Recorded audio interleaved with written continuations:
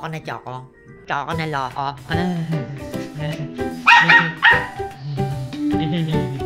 Cute. Cute.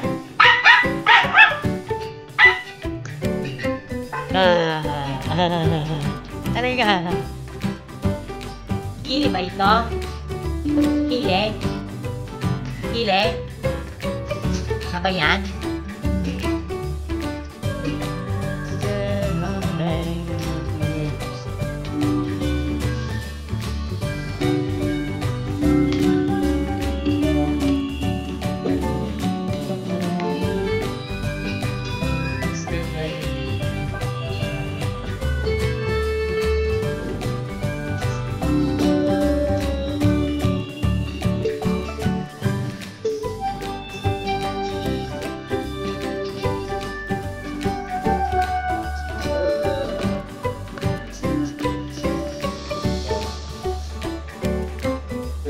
Monitoring tayo.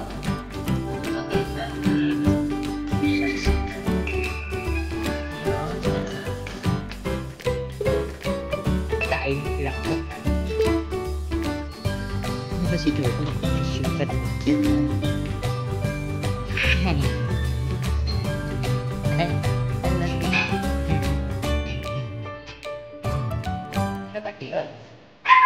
Parang ay, sinabi pa. Pati nag-itas na, ha? Ay. Jacket, diba? Pag bibiyahe ka. Ibili pa sana ako ng isang color. Pero the same design din. Kaya lang, ang dami ko na nabiling jacket. Siguro last month, siguro naka-4.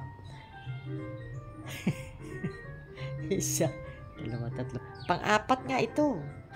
4 na jacket na yung nabili ko, di ba? So, tama na yun.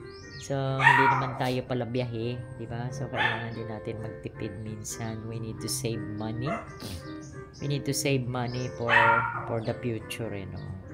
Hindi ka bili ng bili, di ba? Gastos ka ng gastos kasi syempre, hindi natin alam ang panahon, hindi naman natin palaging magagamit yan, di ba? Tsaka hindi naman tayo palang biyahe. Ang dapat gumamit ng mga ganito, yung kapatid ko, pero yung kapatid ko, marami naman siya mga jacket kasi mahilig siya magbiyahe.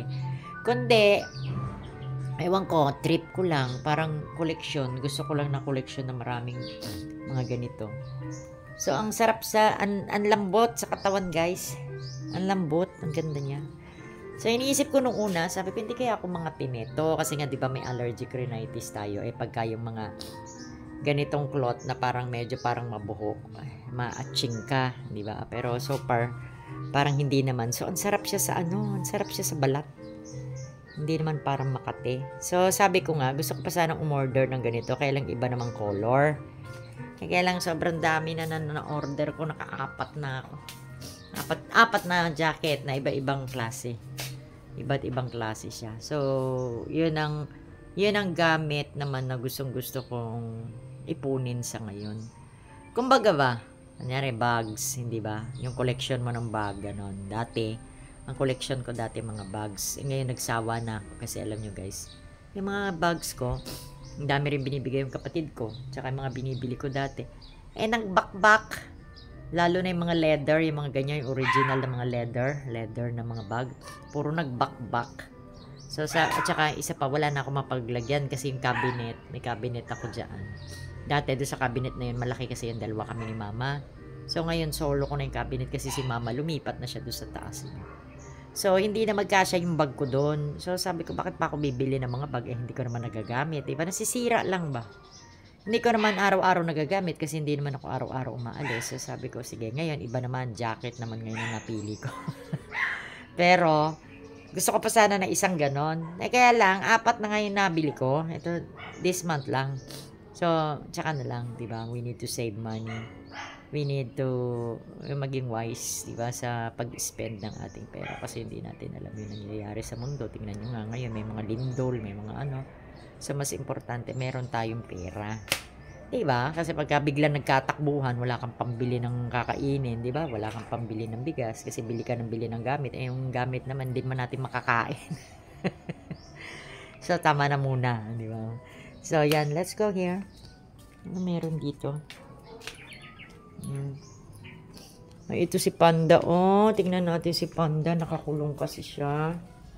Okay ka? Teka, hindi siya tumatakbo. Oh, diba? So, kukunin natin yung mga ibang damit ni Mama. Yan, kasi titiklupin natin. Kasi nung kahapon, tuyo na sana ito. Kaya lang itong si Begel, hindi ko pa maintindihan kung mihi ba. Kaloka. So, titiklupin na ihatid natin doon kay Mama. Sara muna natin ito. Ay, ako. So, yun. Yun nga yung sinasabi ko, guys. Yung tulog natin magmula nung... Ito, teka muna. Yan. So, yun na nga yung sabi ko, magmula nung nag-earthquake. Abay, yung tulog natin ay paputol-putol. Nagtataka ako dito. Meron akong gamit dito, guys, yung aking... hindi ito yung anti-shake na tripod. Yung isa ito na yung unang-una kong tripod. Na ilang beses na nahulog pero matibay pa rin. Ngayon, minsan, umiilaw-ilaw siya. Hindi ko alam kung anong function niya. Bakit siya umiilaw-ilaw para sa mga pictures. Ayan. So, marami naman tayong tripod. 4 yata. Kaya lang hindi ko naman nagagamit yung iba. So, meron akong bagong nabili, anti-shake siya, guys. Kasi syempre pag nagbablog ka sa labas, kaya lang minsan pag nagbablog tayo sa labas, kailangan natin pumili ng lugar na pwede tayong mag-vlog. Kasi minsan sa mall, bawal na. Bawal na sa mall na magbablog. Kailangan mo muna humingi ng permiso, hindi ko alam. Pero yung mga restaurant, mga kainan, pwede. Pero sa mga mall, bawal. Ilang beses na ako nasita. Kaya hindi na ako makapag-vlog sa mall. Unless, patago. Diba? So, ito, ihatid natin ito kay Mama. Itong kanyang damit. Akit tayo. Pero, ipit natin. Kasi nakakatakot, guys. Alam nyo, may tita ako nahulog sa hagdan. Just this year, sa Pangasinan. Matanda na yung tita ko, 75. So, nahulog siya. Alam niyo yung nahulog siya. Takbo pa siya sa ospital pero namatay na siya. Siguro grabe yung pagkain. Kaya dapat pag umaakit tayo, kailangan natin mag-focus at mag-concentrate. So, let's go. Bigyan natin kay Mama yung damit. Ma? Ito yung damit mo, oh. Tiniklop. Dapat nung isang araw pa ito natuyo. Ngayon, yung laylayan niya. Ilagay mo lang dyan. Ilagay mo lang dyan. Hindi, dapat nung isang araw pa yun natuyo. Yung laylayan niya, ito si Beckel bigla umihi. Ewan ko kung tinamaan. So, nilabahan ko ulit. Yan, kaya ngayon lang natuyo. Ilagay mo lang dyan, Ma. Sa labas, kukunin ko mamaya. Ika. Pasok ako dyan, sandali. Mainit. Hinihingal ako. So, malinis pa naman, 'di ba? Dito sana maganda magawa ng sampayan, ano? Kasi para hindi makaabala doon sa baba. Kaya lang pag maglalagay ka ng sampayan dito, mahirap naman mag-anlaw. Ha? Oh, sige. Oh, sunny weather. Hindi pa ako naliligo, guys. Naglalakad sila ng dog. Oh, yun si ano. Oh, ang ganda ng araw, ano? Pagka ganito ng ganito yung araw, maganda, oh, di ba? Diyos ko, sana matigil na yung mga earthquake. Birthday ng papa ko ngayon. Happy birthday, Papa in heaven. Namatay yung father ko. 2020. Oh, 2020. Napunta muna tayo sa Mama. Yes, so that is what I did. Nagbabad tayo ng damit. Ay, naantok tuloy ako. Nagbabad ako ng damit ko, guys. Tapos sinampay ko yung mga damit ni Mama. Hindi ko na binidyohan. Okay.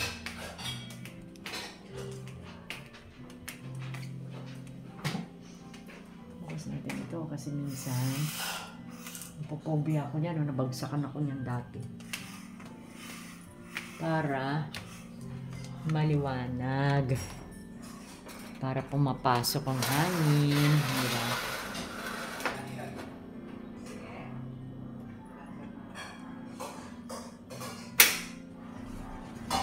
Para may hangin actually. Buksan natin. Ayan. Ayan. Para may fresh air ba? Bukas natin. Timpla ulit ako ng kape.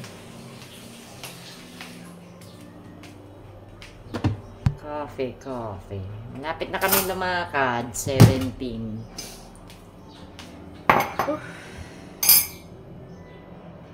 Kaya babawi tayo ng tulog. At the same time, nagbabantay din tayo kasi baka anytime biglang lumindol, di ba? Buyag sabi nila sa Bisaya. So, pag umaga, dyan ako bumabawi ng tulog, guys. Maya. Maliligo muna ako. And then, magnanap. Magla-live pa naman ako ng alas 10. Ewan ko, bakit? Pero sabi nila, minsan normal na yan sa nagkakaedad. Yung nag-iiba yung pattern ng sleep mo. So, tikman muna natin ang ating kape kung